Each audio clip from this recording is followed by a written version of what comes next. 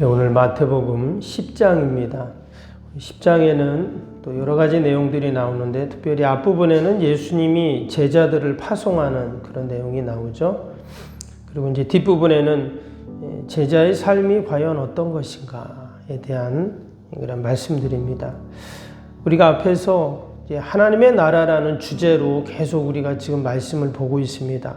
특별히 우리가 이 마태복음을 읽을 때는 하나님의 나라라는 주제를 늘 이렇게 염두에 두고 함께 읽어야 됩니다.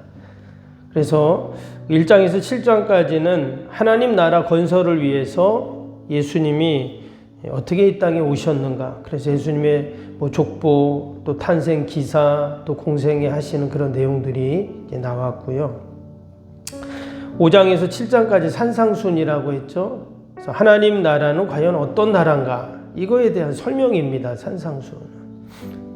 그리고 이제 8장에서부터 우리가 보니까 치유 기사가 많이 나왔잖아요. 그렇죠? 그래서 이 하나님의 나라의 원리, 그 기준을 갖고 이제 어떻게 살아야 되는가. 먼저 예수님이 사시는 모습을 보여주셨습니다. 그래서 이제 하나님의 나라가 임하는 그런 내용이 이제 쭉 나왔고, 이제 오늘 10장에서부터는 제자들을 파송해서, 그래서 이제 제자들은 바로 부름받은 자들이잖아요. 바로 우리들을 이야기하는 것이죠. 그래서 우리가 이 땅에서 이제 어떻게 살아야 가는가 하는 것을 이제 또 보여주고 있습니다. 먼저 오늘 1절을 볼까요? 10장 1절을 보겠습니다. 1절 보시면 예수께서 그의 12제자를 부르사 더러운 귀신을 쫓아내고 모든 병과 모든 약한 것을 고치는 능력을 주시니라.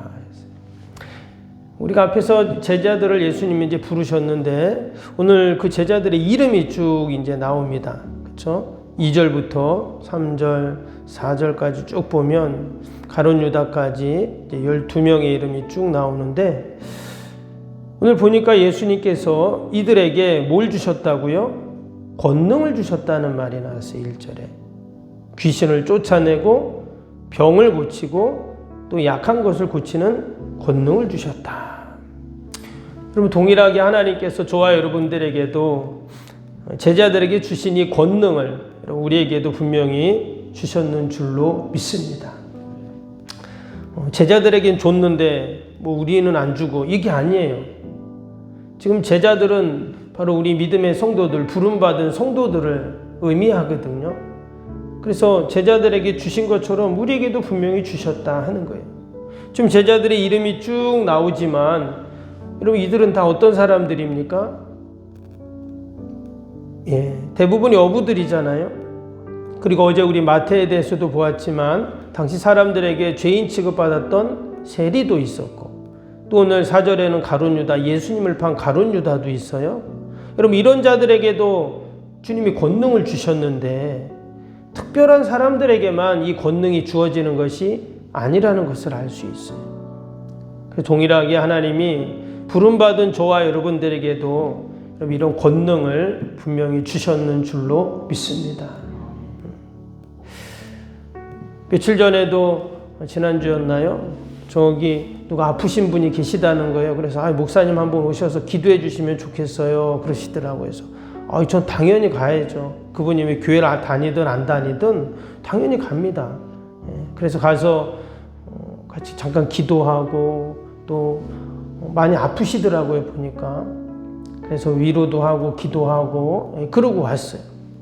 누워가지고 못 일어나, 숨도 잘 쉬는 게 힘드시더라고 보니까요. 폐가 안 좋으셔서. 그래서 한 일주일 지났는데 그 어르신 어떠냐고 했더니 앉아 계시다는 거예요. 누워서 못 일어날 것 같았는데. 그 모습을, 그 얘기를 딱 들으면서 하나님께서 우리가 기도하니까, 하나님이 우리에게 그런 권능을 주셨으니까 하나님이 우리의 기도를 들으시고 하나님이 그런 역사를 이루셨다 하는 그런 믿음이 생기더라고요. 아멘. 목사님뿐만 아니라 우리들도 다 마찬가지입니다. 우리가 기도하고 또 우리가 하나님 앞에 믿음으로 나아갈 때 하나님이 반드시 그러한 권능의 역사를 이루실 줄로 믿습니다.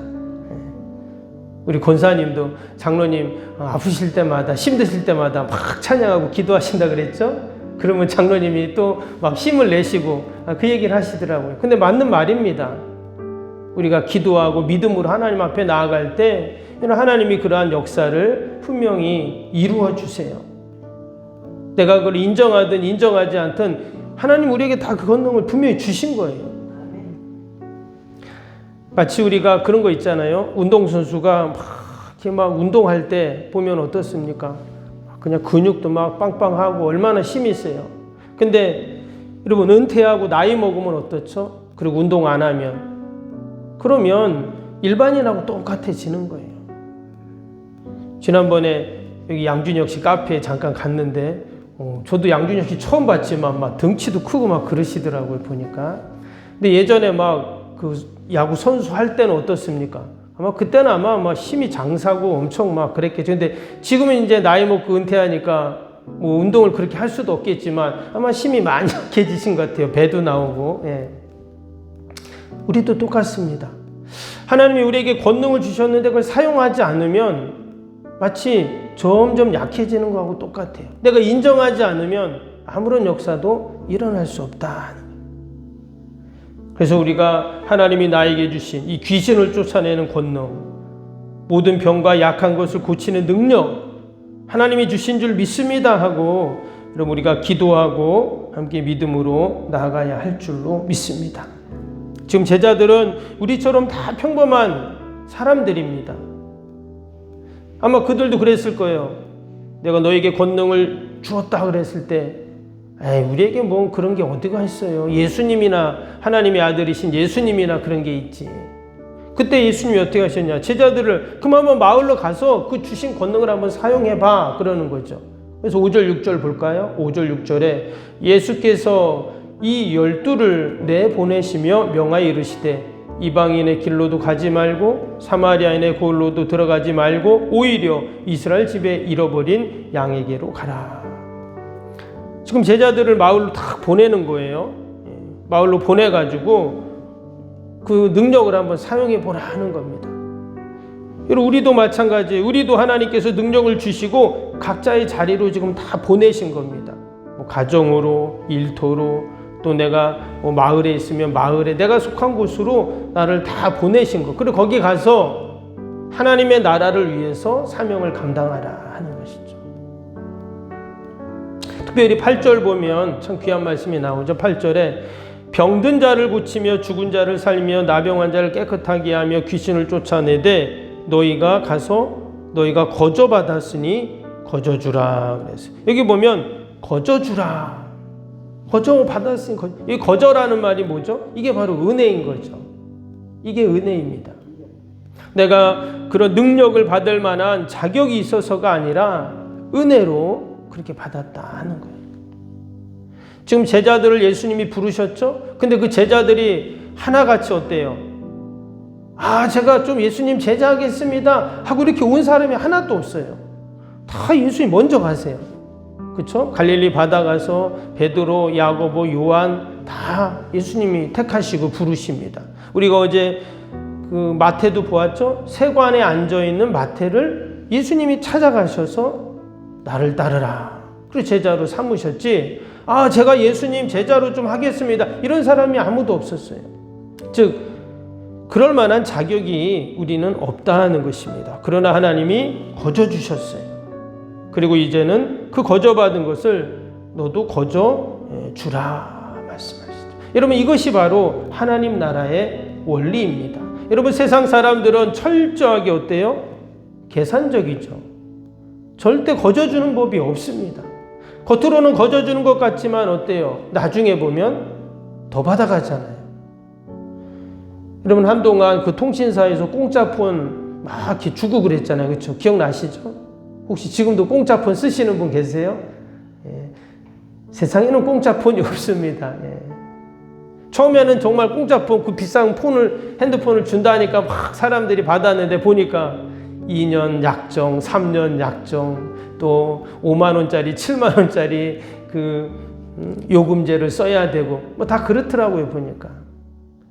그 나중에 보면은요 통신사에서 더 가져가는 거예요 우리한테. 여러분 이게 바로 세상의 원리죠. 그렇게 계산하는 이유는 절대 손해보지 않겠다는 거예요. 왜 나만 손해봐야 돼? 이게 바로 세상의 원리인데, 여러분, 하나님의 나라의 원리는 그렇지 않은 거죠. 오늘 9절 10절 볼까요? 하나님 나라의 원리는 어떤가? 너희 전대에 금이나 은이나 동을 가지지 말고 여행을 위하여 배낭이나 두벌옷이나 신이나 지팡이를 가지지 말라. 이는 일꾼이 자기 먹을 것을 받는 것이 마땅함이니라. 여기 보면 여행을 위해서 배낭이나 두벌옷이나 신이나 지팡이나 이런 거 가져가지 말라. 또 전대 금이나 은이나 동이나 이런 거 가져가지 말라. 이런 말이 갑자기 이 말이 왜 나왔을까요? 우리가 그 배경을 조금 알아야 되는데, 예수님 시대에는 당시에는 마치 예수님처럼 이렇게 다니면서 사람들에게 이야기를 하고 또 새로운 지식을 가르치고 또는 도를 가르치는 이런 사람들이 많이 있었다고 합니다. 근데 마치 예수님의 모습이 그런 사람들과 흡사 비슷했어요. 왜? 예수님도 계속 다니시면서 하나님 나라를 말씀하시고 새로운 진리, 새로운 율법들 이런 것들을 해석해 주시고 풀어 주시고 이러지 않으니까 사람들이 막 모입니다. 그럼 이제 모여갖고 그 이야기를 들으면 어때요? 아이고 잘 들었습니다 하고는 동전 한 무 주고 가는 거예요. 이런 사람들이 많았다는 거예요. 그래서 마치 예수님께서 그런 거예요. 너희가 전도하러 갔을 때 너희가 하나님 나라의 도를 가르치고 이런 능력을 행하고 하면 사람들이 너희에게 돈을 줄 수 있다는 거죠. 그러나 뭐라고요? 너희들이 거저 받았으니 거저 주라. 그 전대를 가져가지 말고 가방 같은 거 가져가지 말고 돈 받지 말고 지금 그런 얘기를 지금 하고 계시는 거예요. 왜냐? 만약에 그들이 돈을 주거나 그들이 너희들을 그렇게 대하면 그것은 하나님 나라의 원리가 아니다. 하나님 나라의 원리는 뭐예요? 내가 거저 받았으니 거저 줘라 하는 것입니다. 아마 가룟 유다 같은 사람은 속으로 불평했겠죠. 야, 우리에게 이런 능력이 있는데 이런 능력을 행하면 돈이 되겠구나. 분명히 이렇게 생각을 했을 거예요.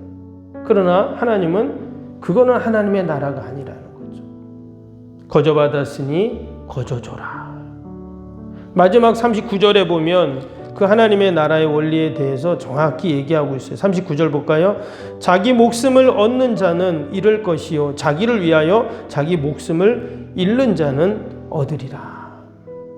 이게 바로 하나님 나라의 원리라는. 사람들은 자기 목숨을 잃지 않기 위해서 얼마나 열심히 합니까? 근데 하나님께서는 내 목숨을 잃는 자가 도리어 얻는 것이다. 이 정반대의 말씀을 하시죠. 그래서 우리가 이 세상의 원리와 하나님 나라의 원리가 충돌을 할 때 우리가 갈등이 생기는 거예요. 갈등이. 과연 내가 어떻게 해야 될까? 근데 하나님 나라의 원리를 경험한 사람들은 어떻다고요? 하나님의 나라의 원리를 쫓아가는 거예요. 하나님이 기도하면 이런 능력을 나타내시고 역사하시고 고치시고 이런다고 했는데 과연 날까? 근데 내가 기도해 봤더니 정말 고치시고 치유하시고 온전케 하시고 점점 회복시켜 주시고 이런 걸 경험하면 우리가 기도를 하잖아요. 우리가 오늘도 붙잡아야 할 것은 온전히 여러분 하나님 나라의 원리인 줄로 믿습니다. 혹이나 세상의 원리와는 좀 달라 보이고 세상 사람들이 나를 좀 미련하게 보더라도 상관없습니다. 결국은 여러분 하나님 나라의 원리가 승리하기 때문이죠. 자기 목숨을 잃는 자가 도리어 얻는다고 주님 분명히 말씀하셨는데 하나님의 밀이 땅에 떨어져 썩어질 때 많은 열매를 맺는다고 하셨습니다. 오늘도 우리가 그러한 믿음을 갖고 우리가 이 하나님 나라의 원리를 붙잡고 또 오늘도 함께 기도하고 또 하루도 여러분 내가 처한 곳에서 그 하나님 나라의 도를 전하는 저와 여러분 되길 주님의 이름으로 축복합니다. 오늘도 우리 말씀 생각하면서 함께 수요일 기도 함께 하겠습니다. 수요일 기도입니다. 신실한 그리스도의 제자를 끊임없이 재생산하는 생명의 공동체가 되게 하옵소서. 아멘. 주님의 마음으로 성도들을 섬길 수 있는 평신도 지도자들이 세워지게 하옵소서. 아멘. 세워진 평신도 지도자들이 자신의 은사를 따라 교회를 섬기게 하옵소서. 아멘. 부흥의 새 시대를 준비하며 다음 세대를 책임지는 교회가 되게 하옵소서. 아멘. 복음의 능력으로 통일한국과 글로벌 시대를 감당할 다음 세대를 준비하게 하옵소서. 아멘. 다음 세대들이 성경적인 가치관으로 무장되어 열방을 품고 나아가게 하옵소서. 아멘. 우리 아이들이 지성과 감성과 영성을 겸비하여 새 시대 부흥의 주역이 되게 하옵소서. 아멘. 이웃들을 목자의 심정, 긍휼의 마음으로 품고 사랑으로 섬기게 하옵소서. 아멘. 교회가 지역사회 주민들의 소통의 장소로 아름답게 사용되게 하옵소서. 아멘. 늘 섬김의 자리에 있게 하시고 사역의 자랑이 되는 교회가 되게 하옵소서. 아멘. 주 교회와 협력하여 함께 부흥하고 포항성시와의 쓰임받게 하옵소서. 아멘. 온 성도들에게 구령의 열정이 불타게 하시고 영혼권에 힘쓰게 하옵소서. 아멘. 주님의 지상명령을 수행하며 주님의 소원을 이루어드리는 교회가 되게 하옵소서. 아멘. 세계복음화를 위해 더욱 많은 선교사와 선교지를 품고 섬기게 하옵소서. 아멘. 새성정을 주기 열방의 구원을 위해 거룩한 선교센터가 되게 하옵소서. 아멘. 예수님의 이름으로 기도합니다. 아멘. 사랑과 은혜가 충만하신 하나님 아버지, 우리가 이 땅에 살아가지만 우리는 늘 하나님의 나라를 소망하며 하나님의 나라를 이루며 사는 자들인 줄로 믿습니다. 너희가 거저받았으니 거저주라 말씀하신 이 주님의 음성을 우리가 늘 기억하게 하여 주시고, 내가 가는 곳마다 하나님의 은혜가 넘쳐나고 하나님 나라가 확장되는 은혜가 있게 하여 주옵소서. 오늘도 하나님, 또 우리가 많은 기도의 제목을 가지고 나왔습니다. 나라 민족과 교회와 이웃과 또 우리 사랑하는 자녀들 하나님 다 올려드릴 때 하나님께서 들으시고 선하게 인도하여 주시옵소서. 우리 연약한 육신 하나님, 우리에게 병을 고치는 권능을 주셨다고 하셨사오니 오늘도 우리가 이 권능을 사용하게 하여 주시고, 아버지 늘 하나님의 역사를 이루게 하여 주옵소서. 하나님, 또 멀리 출타 있는 우리 성도들 자녀들 어디에 있든지 동일한 은혜와 복으로 하나님 함께하여 주옵소서. 오늘도 우리 교회 요양원 또 우리 가정과 일터 자녀들 꼭 지켜주시고 늘 하나님의 영광만을 드러내게 하여 주옵소서. 예수님의 이름으로 기도하옵나이다. 아멘. 하늘에 계신 우리 아버지, 이름을 거룩하게 하옵시며 아버지의 나라가 오게 하시며 아버지의 뜻이 하늘에서와 같이 땅에서도 이루어지게 하소서. 오늘 우리에게 일용할 양식을 주시고 우리가 우리에게 잘못한 사람을 용서하여 준 것 같이 우리 죄를 용서하여 주시고 우리를 시험에 빠지지 않게 하시고 악에서 구하소서. 나라와 권능과 영광이 영원히 아버지의 것입니다. 아멘.